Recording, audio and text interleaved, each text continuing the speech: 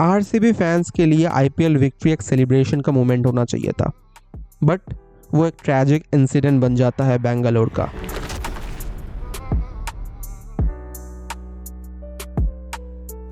बहुत सारे फैंस जो इतने सालों से आरसीबी को फॉलो करते थे वो इस सेलिब्रेशन पे आते हैं, they end up dying there. But इनको किस बात की जल्दी थी कि टूर्नामेंट के नेक्स्ट दिन को ही इन लोगों ने इतना बड़ा एक इवेंट ऑर्गेनाइज करवा लिया। Now this celebrity worship culture is very common in India, it has been happening for so many years. What is this celebrity worship culture, उस पे बात करेंगे, लेकिन यहाँ पे एक बहुत बड़ा ऑर्गेनाइजेशनल फेलियर है। जिन लोगों ने ये इवेंट ऑर्गेनाइज करवाया उनकी तरफ से काफी मेजर फेलियर है ये। पहली बात तो कोई अगर सेलिब्रेशन का इवेंट इंडिया में हो रहा है किसी एक्टर के लिए, किसी क्रिकेटर के लिए, तो वहाँ पे सिक्योरिटी एंड अरेंजमेंट्स काफी ज्यादा अच्छे से स्ट्रिक्टली होने चाहिए। बहुत पीछे जाने की यहाँ पे कोई जरूरत नहीं है। Just some days ago Pushpa 2 का जो स्टैम्पियार्ड हुआ था, दैट इज रीसेंट एग्जाम्पल। उसमें भी ऑर्गेनाइजर्स का बहुत बड़ा फेलियर था और इसमें भी सेम चीज है। देखो, जब भी ऐसे कुछ फैंडम, ऐसे सेलिब्रेशन की बात आ जाती है इंडिया के अंदर, तो आप उसमें गैदरिंग, उसमें केओस एक्सपेक्ट करोगे ही करोगे, और उसमें बहुत ज्यादा गैदरिंग होगी, जो कैपेसिटी है उससे ज्यादा होगी। This is very common in India.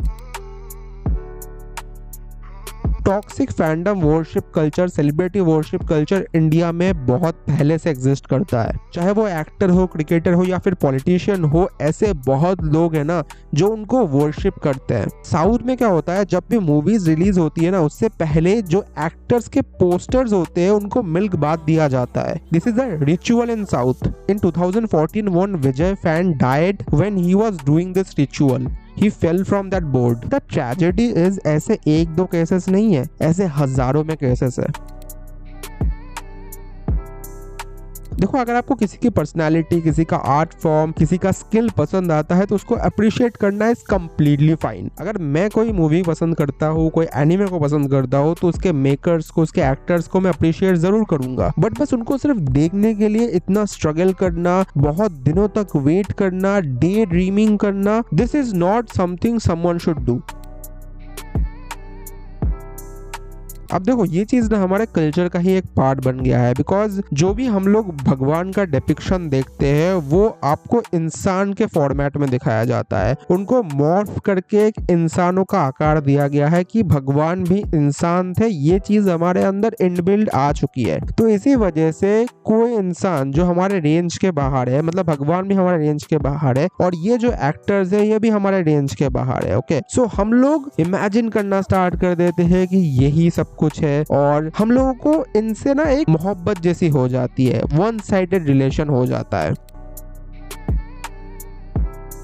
Then जो लोग इस तरीके से वन साइडेड फैन से कनेक्ट हो जाते हैं ना, वो लोग एक सोशल डिवोशन स्टार्ट कर देते हो। लिटरली फैन वॉर स्टार्ट हो जाता है, कैंसल कल्चर स्टार्ट हो जाता है सोशल मीडिया पे। और अगर आप फैन वर्शिप करते हो एंड्रयू टेट जैसे लोगों को, तो आप टॉक्सिक मैस्कुलिनिटी के भी शिकार बन जाओगे। और अगर आप ये टॉक्सिक सेलिब्रिटी वर्शिप कल्चर का पार्ट बन जाते हो, तो ये जो एक्टर्स है और क्रिकेटर्स है, राइट, तो ये लोग इररेस्पॉन्सिबली बहुत ज्यादा betting app, gambling apps just for money promote करेंगे, एंडोर्स करेंगे, और मोस्ट ऑफ द केसेस में अगर आप इनको वर्शिप कर रहे हो, so you will be victimised.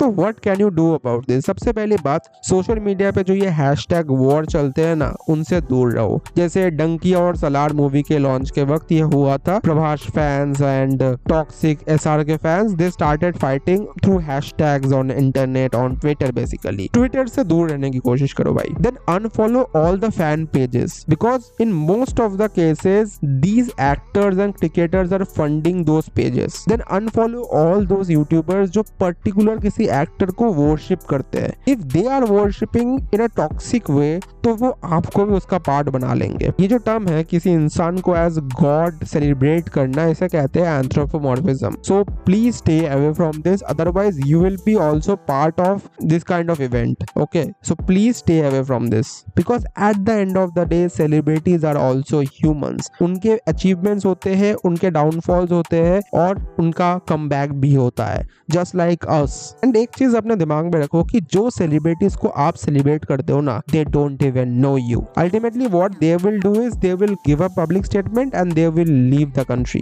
And they don't even care about you. जो अल्टीमेटली आपके लिए केयर करेंगे are your parents, so start caring about them only. आज के लिए ऑलरेडी बहुत ज्ञान हो गया। अगर आपको ये पूरा वीडियो का समरी पढ़ना है तो डिस्क्रिप्शन पे लिंक है, आप हमारे वेबसाइट पे जाके पढ़ सकते हो। Thank you so much for watching this video. Bye.